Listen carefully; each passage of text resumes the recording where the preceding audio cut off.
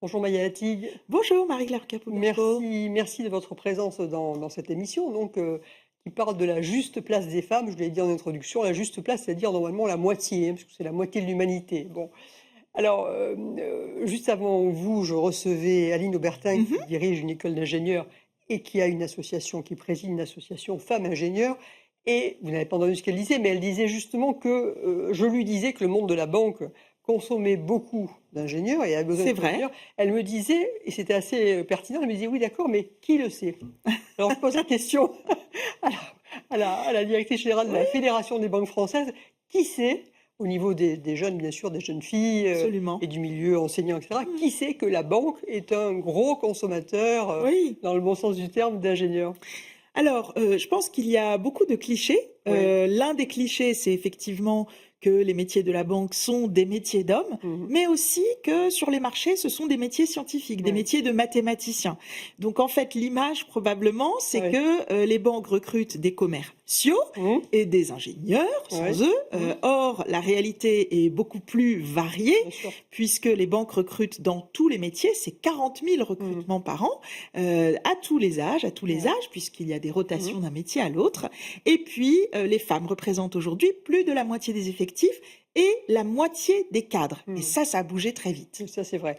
Mais justement, alors bon, alors donc, pour en revenir, vous êtes directrice générale de la Fédération des banques françaises, Oui.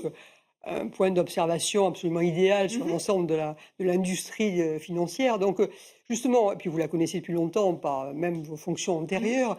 Donc, comment vous regardez, l'évolution, la place des femmes, donc à tous les niveaux? Mmh. Et donc à tous les niveaux, ça suppose également au plus haut niveau et comment vous voyez cette évolution? Alors, je dirais que l'évolution a été, rapide. Mmh. Elle a été portée par le haut. Ouais. Heu, on dit souvent dans toutes les questions de féminisation, de Mmh. mixité, que c'est important que le management soit convaincu. Et en fait, moi, j'ai quelques éléments, qui est que dès le début des années 2000, donc effectivement tard dans l'histoire de la banque, mais tôt dans l'histoire des métiers, des branches, il y a eu, des accords sur la mixité et l'égalité professionnelle. Ouais. La branche des banques a été la première à signer un accord de mixité en 2006, après des principes de non-discrimination déjà posés dans les années 2000. Donc, je dirais que et ça n'était possible que s'il y avait la volonté, Bien sûr. des dirigeants. Ensuite, effectivement, un certain nombre, d'efforts ont été accomplis, aussi en faisant attention dans les promotions et cetera, mais en partant d'assez bas pour les femmes cadres, hein, puisqu'elles représentaient moins de 40 en 2010 et en fait, aujourd'hui, elles représentent 50. Donc en fait, la croissance du nombre de femmes parmi les cadres a été importante, sachant que parmi l'ensemble de l'effectif et dans les fonctions non cadres, les femmes sont très majoritaires, quasiment 2 tiers de femmes, ce qui est considérable. Mais Mmh. justement, l'enjeu aujourd'hui, c'est que chez les femmes dirigeantes, Voilà, donc cadres très supérieurs, c'est ça. on passe au-dessus du seuil de 25%, Mmh mh. 25-30%, qui est celui de, non pas de la loi Rixin d'ailleurs, Oui. il était déjà atteint Mmh. avant que la loi Bien Rixin ne sûr. soit adoptée, mais comment on fait pour aller plus loin s'agissant des Mmh. dirigeantes et que cette mixité reflète celle des clients.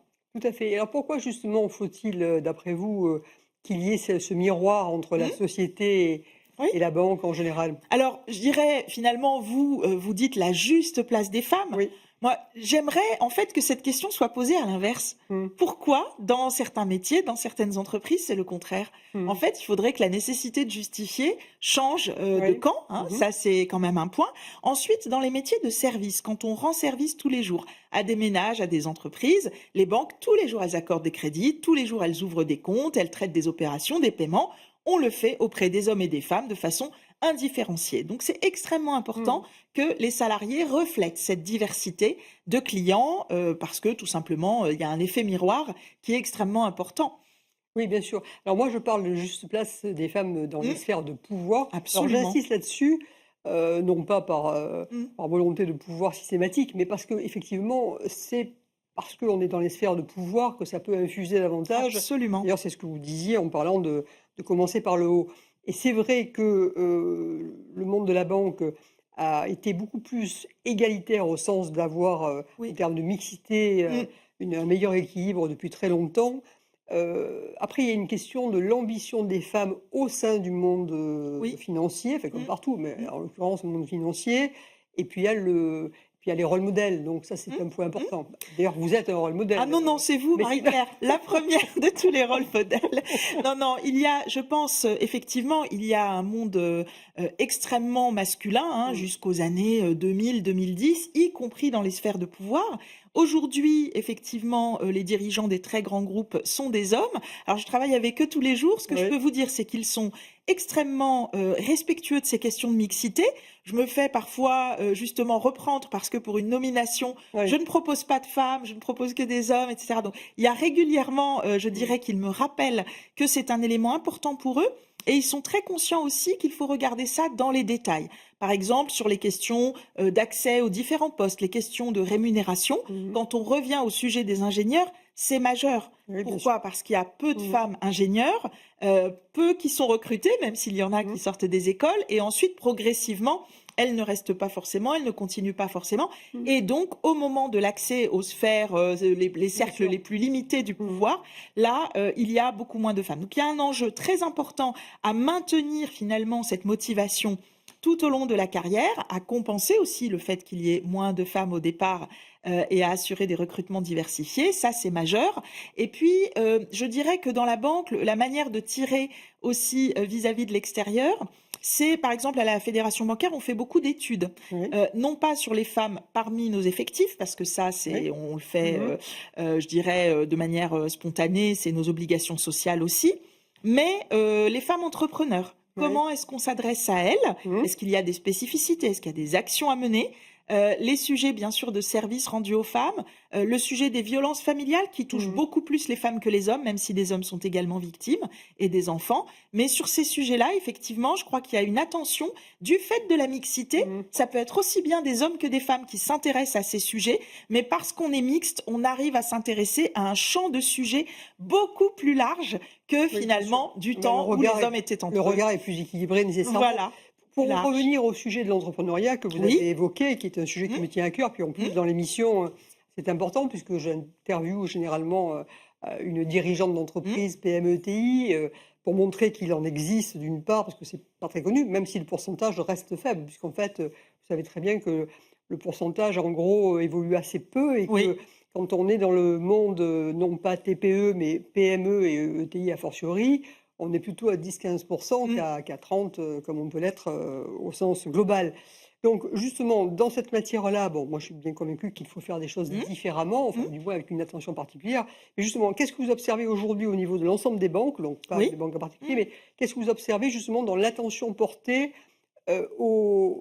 à l'accompagnement, à ouais. l'accueil? Puisqu'il y a eu Mmh, des époques où moi j'ai connu le moment où on avait justement des questionnements différents pour oui. faire du financement à des femmes chefs d'entreprise qu'à Mmh, des hommes. Bon, aujourd'hui, avec un petit peu de mmh, recul, comment vous trouvez que ça a évolué? Qu'est-ce mmh. qu'on fait? Comment ça se passe? Alors aujourd'hui, une Mmh. banquière d'entreprise, un banquier d'entreprise sur Mmh. 2 est une banquière, Oui. hein. Donc Mmh. beaucoup de femmes également, parmi, celles qui conseillent, les entreprises. Alors, j'ai eu souvent Ouais. l'occasion d'en parler. Ce n'est pas pour ça effectivement Non. que des questions ne sont pas posées, mais en fait la société bouge et Mmh. les questions par exemple sur l'organisation familiale quand Mmh. on est entrepreneur, elles touchent aussi beaucoup les Ouais. hommes, hein. Mmh. On sait que, surtout avec les questions de recomposition familiale, c'est Mmh. majeur. Donc toutes ces questions, effectivement, il faut qu'elles soient posées à tous. Alors, s'agissant de l'accompagnement, en fait, s'agissant, je dirais, des très petites entreprises, du lancement, de l'entrepreneuriat, il y a des actions spécifiques, Mmh. pour les femmes, notamment pour, toutes les périodes de fragilité. Vous Bien savez, sûr, 2-3 ans, bien sûr. les 2-3 premières années, comment on fait pour sortir la tête du guidon? Mmh. Et donc beaucoup de mise en réseau, des prix Mmh. dédiés, Oui, c'est des beaucoup. soirées dédiées, des réseaux, du mentorat. Mmh. C'est quand même Ouais. extrêmement important. C'est vrai qu'il y a beaucoup de réseaux d'entrepreneurs, qui existent. Ni les hommes ni les femmes ne les utilisent beaucoup, mais avec une visibilité Ah, accrue. les femmes encore moins que les hommes d'ailleurs. Absolument. Mmh. Et donc, cette mise en lumière, je dirais, des femmes et dans tous les domaines, hein, que ce soit l'artisanat, l'agriculture, le commerce, ça permet, en fait, d'aller plus loin et de se donner davantage de chances. Le deuxième élément auquel il faut penser, c'est que les femmes ont moins d'argent que les hommes. Ça, c'est une vérité du Mmh. plus jeune âge, au grand âge, hein, on le sait aujourd'hui. puisque évidemment, quand on a 9, 10, 15% de moins toute sa vie, et dans une étude récente, on a montré que ça commençait dès l'argent de poche. Bien sûr. Alors bon, avec Mmh. évidemment des biais liés aux réponses des enfants, mais ça commence dès Oui, non, l'argent de mais poche. c'est une réalité, Eh ben, oui. forcément, on commence avec un capital plus faible. Donc, il y a effectivement énormément d'initiatives qui se mettent en place, mais en réalité, les femmes vont dans des métiers qui donnent lieu à de la croissance, à des PME et à des Mmh. ETI, plus souvent quand elles viennent de métiers scientifiques ou de filières scientifiques. Donc, on en revient toujours à la Ça question ajoute à de la l'intérêt, base, de la source, des écoles d'ingénieurs, des formations scientifiques, des universités. On a des universités scientifiques formidables en mmh. France aussi. Et donc, partout dans ces endroits-là, comment on fait pour que la mixité soit maintenue le plus longtemps possible? Cette mixité, elle existe à l'école primaire, au Mmh. collège. Mmh. Il ne faut pas qu'elle s'écroule ni au lycée, ni dans les études ensuite, parce que cette mixité, elle bénéficiera à tous. Oui, c'est ce que donc Aline Aubertin et j'avais reçu Oui. d'autres personnes qui parlaient des mêmes sujets, montrent bien à quel point on a même dégradé. Non seulement ça ne s'est pas amélioré, le Oui. côté filière scientifique, Mmh. j'entends, hein. Non seulement ça ne s'est pas amélioré, mais ça s'est même dégradé avec moins de filles qu'auparavant qui Mmh. vont vers ces filières-là, à la fois parce que, elle aussi, alors Aline Aubertin disait: «Mais c'est parce qu'en fait, une réforme du bac a fait Mmh. qu'on fait Mmh. moins de Oui. mathématiques». Bon, Oui. ça c'est un point. On a signé. Par ailleurs, l'âge où les filles doivent choisir justement les matières dans lesquelles elles vont travailler fait qu'elles s'identifient davantage à un stéréotype féminin et donc elles ne Oui. vont pas vers ces métiers. Bon bref. Et alors elle, je lui posais la question, qu'est-ce qu'on peut faire pour, parce que Mmh. malgré tout, il faut arriver à bouger vraiment, quoi. Oui, Alors je vous pose la même absolument. question, Maïa, que faut-il faire? Quel est le rêve ou du moins le Oui. la chose faisable pour Mmh. qu'on accélère vraiment? C'est-à-dire qu'on soit pas toujours dans 10 ans en train de dire: «Oui, finalement Ah, ça a bougé 10-15%, oui, mais» lentement, et cetera. Oui, oui, ouais. absolument. Alors, je pense qu'effectivement, notre responsabilité collective, c'est de mettre la gomme envers les plus jeunes, Mmh. et plus jeunes que soi, je dirais, hein. C'est-à-dire que, par exemple, tout simplement, une femme de on sait qu'entre 30 et 40 ans, il y a beaucoup de tentatives de reconversion, et vous avez des personnes qui ont fait des études scientifiques, dans leurs jeunes années et qui ont arrêté, qui peuvent reprendre. Qu'est-ce qu'on peut Ouais. faire avec les filières de formation pour former au numérique? En plus, on a des besoins absolument gigantesques pour faire en sorte que les reconversions se fassent dans ce domaine-là. Donc, je crois que là, on pourrait en réalité rattraper Mmh. aussi une partie. Donc, on travaille beaucoup dans le cadre d'une négociation interprofessionnelle sur ce sujet des transitions collectives qui peuvent en Ouais. particulier concerner ce domaine. Ensuite, effectivement, dans les écoles, comment amener, et dans les universités, comment amener à ces métiers de manière large. Et puis, le déploiement de toutes celles qui aujourd'hui travaillent en entreprise, et tous ceux, j'insiste beaucoup Mmh. dessus, tous ceux qui peuvent aller expliquer que il n'y a pas de métier pour les hommes, Oui, pour bien les sûr. femmes.